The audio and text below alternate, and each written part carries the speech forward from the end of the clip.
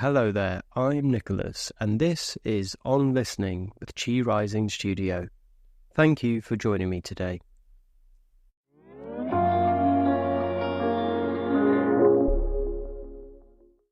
We often think of listening as something we do with our ears, something that happens out there, in words, in sounds, in other people. But there's a quieter conversation always unfolding within us. A voice with no language but deep, intrinsic knowing. The body speaks. In tension, in tightness, in fatigue, in restlessness, in release.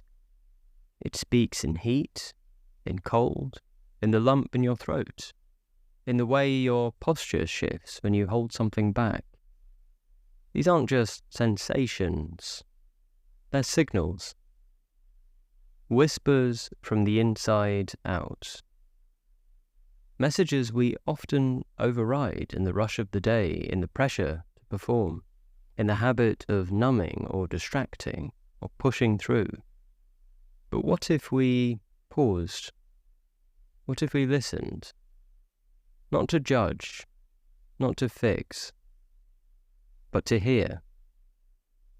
The body is always talking, long before illness, long before burnout, long before we can articulate what's wrong. It tells us, softly, until we ignore it for too long. Then it starts to raise its voice. Learning to listen to the body is learning a new kind of fluency, one that connects physical sensation to emotional truth.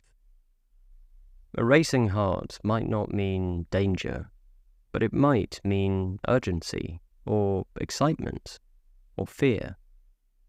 A heavy chest might not mean illness, but it could mean grief, or the need to let something go.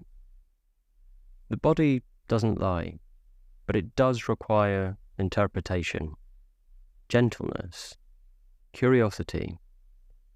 So we begin with awareness, just noticing, without trying to change anything. At some point today, you might find a moment to pause. Close your eyes if that feels right. And in that pause, simply notice, what sensations are here? Where do you feel open? Where do you feel closed? Is there a part of you that seems to ask for attention? You don't need to have answers. Just let the noticing happen. Because sometimes just noticing, without needing to fix or explain, is enough. When we begin to listen this way, through our bodies, we start to shift. We start to move with more ease, more alignment, more honesty. We stop looking for answers outside and start tuning in to what's already here. Over time, those small whispers become clearer. The body speaks before it screams. It sends signals before it shouts. You might feel tension rise before it has a chance to overwhelm you. Notice a sense of weariness before it can become burnout. Or sense the sadness before it takes hold and creates distance. The body is not just a container. It's the vessel that carries all of you, your earliest wisdom, your quietest guide. So, listen. Not because you should, but because in stillness there may be something waiting for you.